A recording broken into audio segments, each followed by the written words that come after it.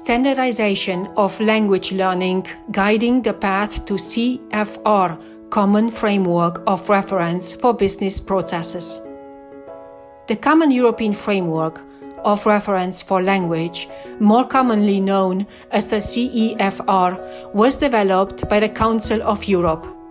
The objective was to create a plan through which to assess and qualify learners' ability in levels of expertise required of European language comprehension.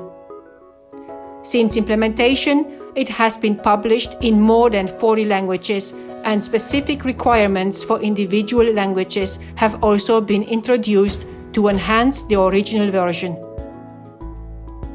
It is currently in use by learners, teachers, universities, governments, and enterprises with influence extended beyond Europe to the global stage. Different learners have different levels of language ability, but opinions about your level can be subjective. Your close friends may think your language level is good, but an employer might think it is not good enough, and you may be better at some skills than others.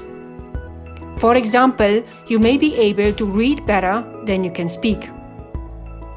Therefore, there is a need for a clear objective way to describe language skills that everyone can agree on. The CEFR confronted this challenge by breaking down language learning into 3 descriptions, and others call them result areas: understanding, speaking, writing, subdivided into competencies of listening, reading, speaking, interaction and production, and writing. These competencies are further broken down into subcomponents. For example, for listening, the descriptions are understanding interaction between other speakers, listening as a member of a live audience, listening to announcements and instructions, or listening to audio, media, and recordings. It is further distributed across 3 tiers: basic, independent, and proficient. Each of those divided into 2 levels, making a scale of 6 levels of proficiency from A1 to C2, thus creating granular building blocks. The main value of the CEFR is that it defined a common ground to describe competency levels for languages. This drives the achievement of the ultimate objectives of developing training programs, self-assessment tools, and exams at a granular level, and is tailored to the needs of the individual. All training and testing activities have a link between a given program and the CEFR. Can we apply the same approach to business processes? Business processes have developed over time and evolved into practices unique or at least favored by industries and industry group leaders.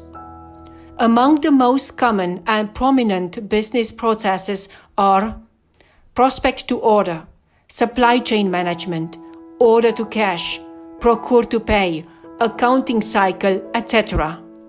We can consider these business processes analogous to languages and apply a similar framework as the CEFR to optimize these processes.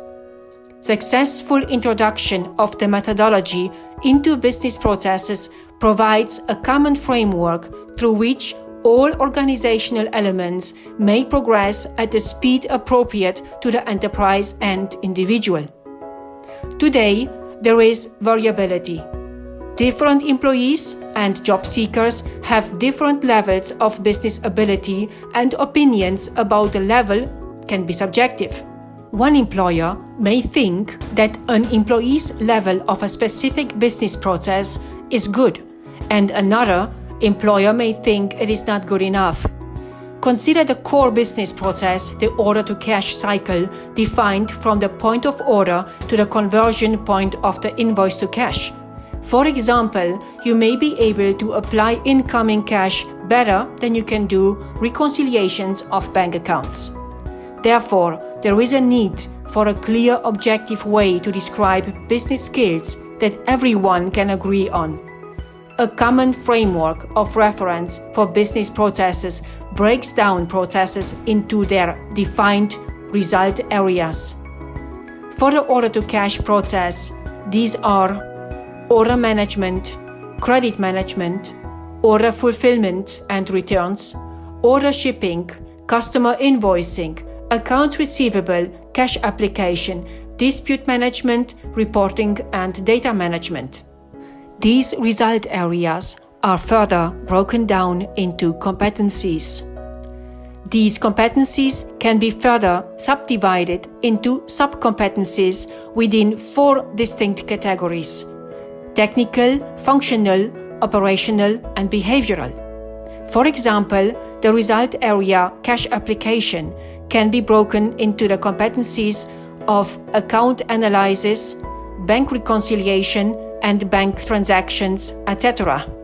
As an example for technical subcompetencies, the competency bank reconciliation has several technical subcompetencies associated with it, such as log onto a bank website, able to read a bank statement, and navigating Excel pivot tables, etc.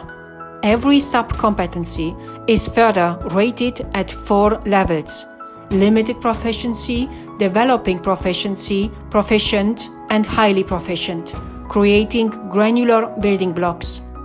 The starting point, the limited proficiency, describes a very basic competency level. As a learner, you can self-select the starting level and move up the levels until you reach high proficiency.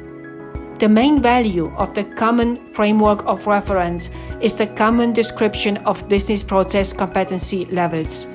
These drive the development of training programs, self-assessment tools, and exams on a focused, granular level in a building blocks format. From CEFR for languages to CFR for business process.